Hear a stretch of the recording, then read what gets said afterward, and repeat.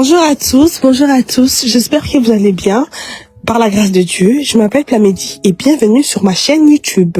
On se retrouve pour la partie 2 dans mon podcast Question Candide sur cette fois-ci le mauvais œil.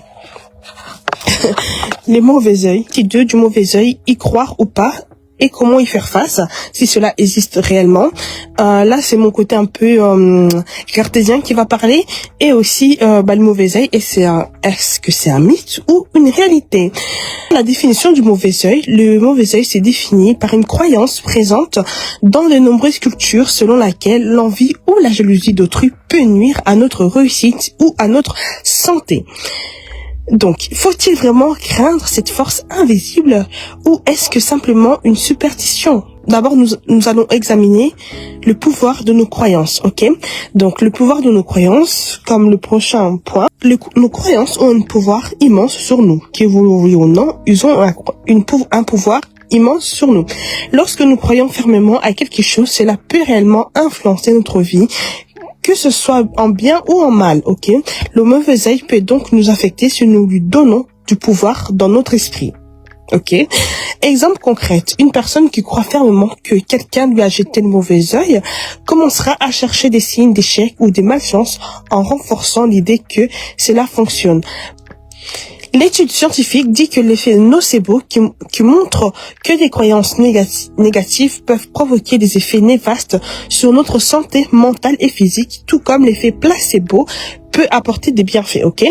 Donc, en tant que chrétienne, cependant, la Bible nous enseigne que Dieu est notre véritable protection et que rien ne peut nous atteindre sans sa permission à lui, ok?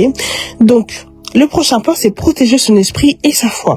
Plutôt que de craindre le mauvais œil, ou bien lui donner toute notre énergie, ou bien débattre tout le long de lui, nous devrions nous concentrer sur la prière et la foi en Dieu pour nous protéger des influences négatives, ok? L'histoire de Job illustre qu'il a été testé par des forces extérieures, mais en gardant sa foi, il a surmonté toutes les épreuves. Malgré la jalousie, l'envie, les attaques, il est resté fort grâce à Dieu, ok? Donc moi, je vous encourage vivement et régulièrement à demander la protection divine contre les influences négatives.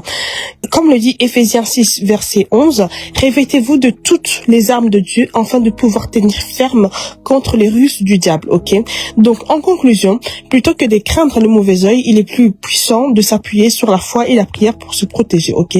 Personne d'autre que vous et Dieu a autorité sur vous, ok? Ça, vous devez vraiment le conscientiser. Ok, j'espère que je l'ai bien prononcé. Vraiment, c'est très important de reprendre son autorité en tant qu'enfant de Dieu. Donc, vraiment, comme conseil, la prière quotidienne pour la protection des affirmations positives bibliques pour garder un esprit fort et invulnérable, ok? Ne donnez jamais votre consentement à quelqu'un. Si vous donnez votre consentement à quelqu'un, c'est fini pour vous, ok? Surtout une personne malveillante. Donc, comme le dit le psaume 91, versets 1 à 2, celui qui demeure sous l'abri du Très-Haut repose à l'ombre du Tout-Puissant.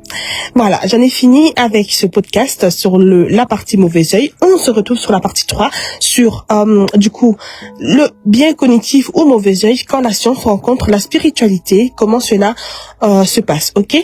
Donc j'espère que vous avez appris quelque chose. Ne craignez rien, je ne sais pas ce verset, ce passage plutôt, écrit combien de fois dans la Bible.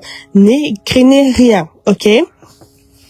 Donc, soyez sages, je vous embrasse très fort et soyez bénis. À la prochaine.